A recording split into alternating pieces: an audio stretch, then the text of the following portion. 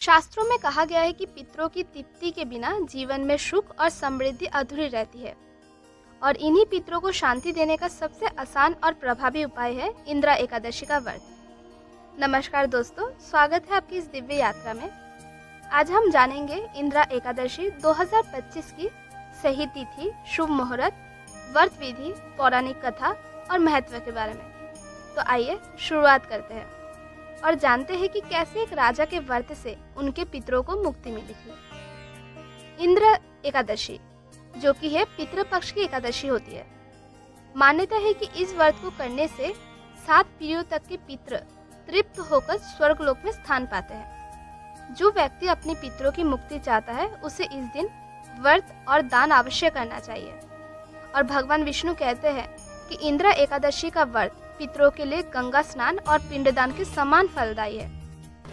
इस साल इंदिरा एकादशी 17 सितंबर 2025 यानी बुधवार के दिन है और इसी दिन ही विश्वकर्मा पूजा भी है, जो श्रम, कौशल और रचनात्मकता का उत्सव है।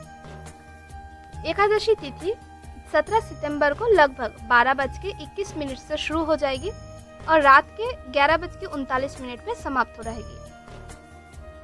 व्रत खोलने का शुभ समय यानी पारना अगली सुबह के दिन है, जो कि है 18 सितंबर के सुबह 6:07 से लेके 8:34 तक है।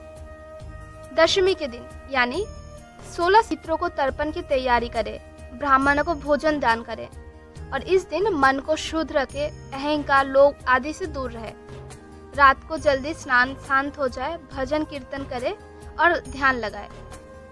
एकादशी के दिन यानी 17 सितंबर को सवेरे जल्दी उठे, गंगा जल या ताजे पानी से स्नान करें। भगवान विष्णु की मूर्ति या चित्र स्थापित करें, उनको तुलसी पत्र, फूल, अगरबत्ती, दीप जलाए और व्रत ले। जो लोग संपूर्ण उपवास रख सकते हैं, चाहे वो निर्जला व्रत कर सकते हैं, और जो लोग निर्जला व्रत नहीं कर पाते वो फलाहार व सूखे मेवे आदि से भी व्रत करना चाहिए। इस दिन भजन कीर्तन, विष्णु सहस्त्र नाम, जो कि है ओम नमः भगवते वासुदेवाय नमः आदि मंत्र का जाप करें। पितरों के नाम से भोजन दान करें, ब्राह्मणों को विष्णु भोजन दे। सर्प, कबूतर, कुत्ते, गाय जो जीव है उन्हें भोजन या आहार देना बहुत ही शुभ माना जाता है। इस दिन वस्त्र, अन्न, तिल, तेल आदि का दान करना बहुत ही लाभदायी होता है।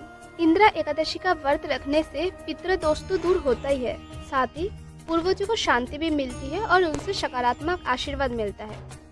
आत्मा की शुद्धि होती है, मन शांत होता है और मनोकामना पूर्ण होती है। तो भक्तों को भगवान विष्णु की कृपा भी प्राप्त होती है।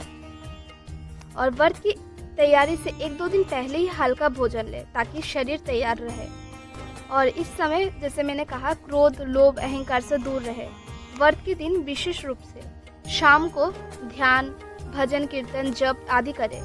जागरण करना हो सके तो भगवान विष्णु की श्रुति रात के समय भी ठीक है। अब हम जान लेते इसकी व्रत कथा। बहुत समय पहले की बात है, सत्ययुग में एक राजा इंद्रसेन राज्य करता था। उनके माता पिता का निधन हो चुके थे, पर उनकी आत्मा पितृलोक में दुखी भोग हो रही थी, क्योंकि उनके कर्म अधूरे थे। एक रात राजा ने सपना देखा कि वह अत्यंत कष्ट में है। राजकुमार चिंतित हो उठा। उसने ब्राह्मणों और मुनियों से परामर्श लिया। उन्हें बताया कि यदि राजा इंदिरा व्रत एकादशी का व्रत करे, विधि विधान से पूजा दर्शन करे, तो उनकी पितरों को तर्पण व दान करे तो उनकी आत्मा को मुक्ति होगी। इसी बात को सुनकर राजा इंद्रसेन ने पूर्ण श्रद्धा से व्रत किया, तर्पण किया, ब्राह्मणों को भोजन कराया।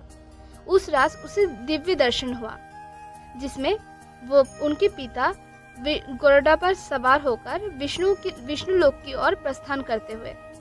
इस प्रकार राजा के व्रत का प्रताप इतना बड़ा हुआ कि पितरों को मोक्ष प्राप्त हुआ। तब से इस व्रत की महिमा और बढ़ गई। तो दोस्तों, 17 इस विशेष दिन को श्रद्धा और भक्ति से मनाइए और पितरों व भगवान विश्वकर्मा की दोनों का आशीर्वाद पाइए। जय श्री हरि, जय भगवान विश्वकर्मा।